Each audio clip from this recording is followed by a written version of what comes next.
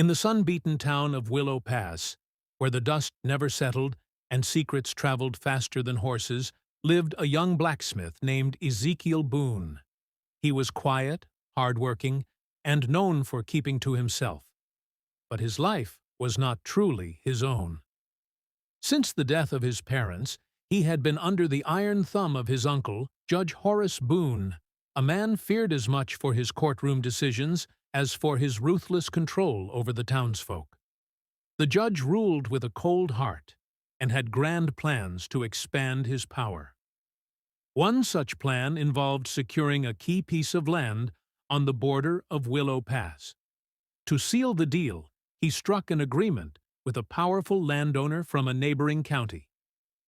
The price? Ezekiel's hand in marriage to the landowner's only daughter, a woman named Bertha May, known across counties not for beauty, but for her immense size and odd reputation. Ezekiel had no say. The judge declared the wedding would happen in 2 weeks, with or without his consent. Rumors spread quickly. Saloon-goers chuckled behind their glasses, merchants whispered in corners, and children laughed in the streets. The blacksmith and the buffalo, they mocked. On the day Bertha May arrived in town, a hush fell over the people. She was nothing like what they had expected. Towering, round, and dressed in dark traveling clothes, she said little and looked no one in the eye. Ezekiel, humiliated and bitter, barely met her gaze. Their wedding was a quiet affair, attended by few and celebrated by none. As they moved into the modest house behind the forge, Ezekiel felt as though his life had ended chained to a stranger, mocked by his neighbors, and trapped by his uncle's schemes. But what no one in Willow Pass yet knew was that this unwanted union was about to spark something no one could have foreseen, not even Ezekiel himself.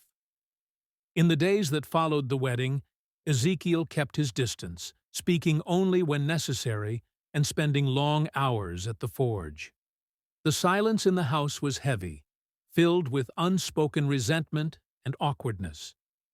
Bertha May, however, remained calm and patient. She moved through her new home with quiet dignity, tending to chores, preparing meals, and asking for nothing in return. What Ezekiel failed to notice at first, and what the town refused to believe, was that Bertha May possessed skills few others had. She carried with her a collection of strange herbs, oils, and books wrapped in old cloth. With gentle hands and careful eyes, she began treating the sick animals behind the forge.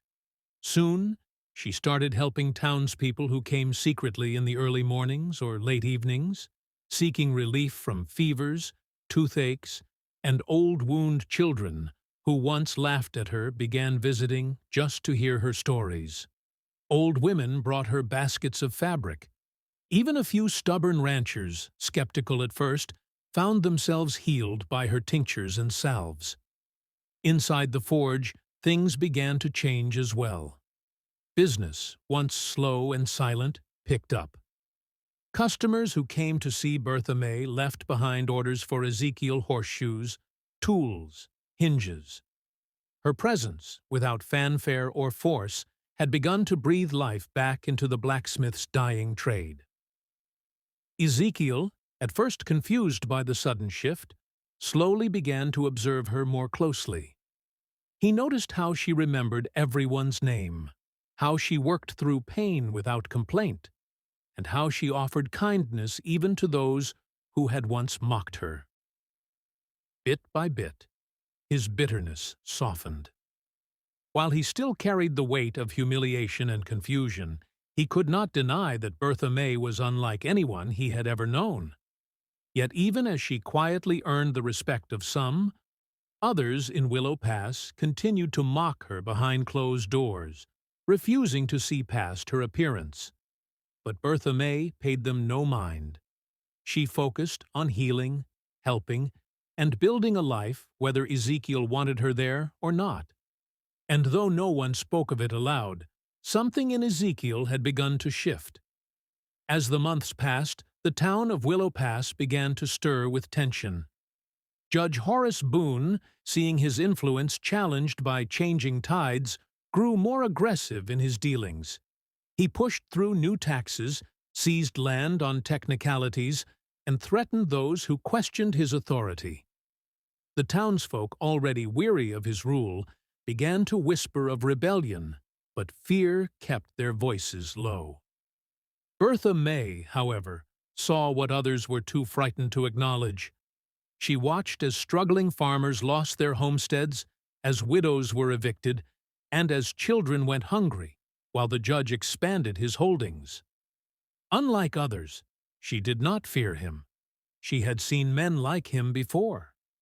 Quietly, she began gathering people in her home not to stir rebellion, but to offer relief.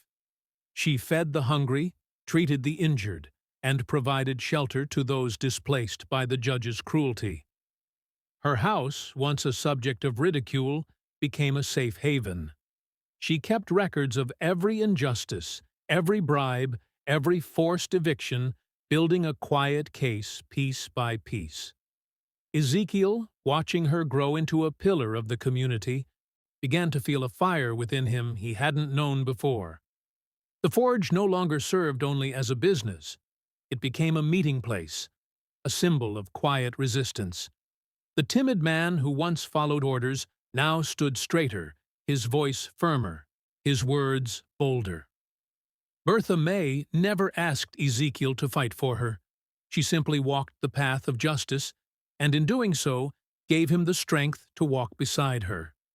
Together, without fanfare, they became the heart of a growing movement, one not driven by anger, but by dignity. Meanwhile, Judge Boone, sensing the shift in loyalty and the fading grip of fear, began to take notice. When he realized the center of that change was the woman he had once considered a pawn, his anger turned to vengeance. And so, the quiet resistance was about to face its greatest test. Judge Horace Boone, once untouchable in Willow Pass, found his control slipping. The more he tightened his grip, the more the town slipped through his fingers. What had once been a place governed by fear was now quietly rallying behind a woman he had dismissed as a joke. Unable to silence the growing unrest through intimidation alone, the judge turned his wrath toward Bertha May. He sent men to tail her, to disrupt her gatherings, and to spread lies about her past. He accused her of practicing witchcraft, of poisoning townspeople, of turning Ezekiel against his own blood. None of it stuck. The people had seen too much good in her to believe the lies. Frustrated, the judge pushed further. He tried to have her arrested under false charges, but by then, Bertha May was ready.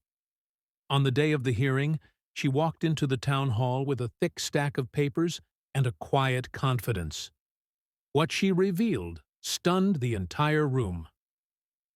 Bertha May had once been a landowner and healer in another town, a respected woman who had stood up to a powerful mining company that polluted the land and sickened the workers. In retaliation, they had ruined her name, burned her home, and scattered her life. She had lost everything: her land, her status, and her family. But she had not lost her resolve. And now, with careful documentation and sworn testimonies from townspeople, she exposed Judge Boone's years of corruption, the bribes, the stolen deeds, the manipulated court rulings. Everything he had built was laid bare. The trial turned swiftly. Witness after witness stood in her defense. Even those who once mocked her came forward to speak the truth.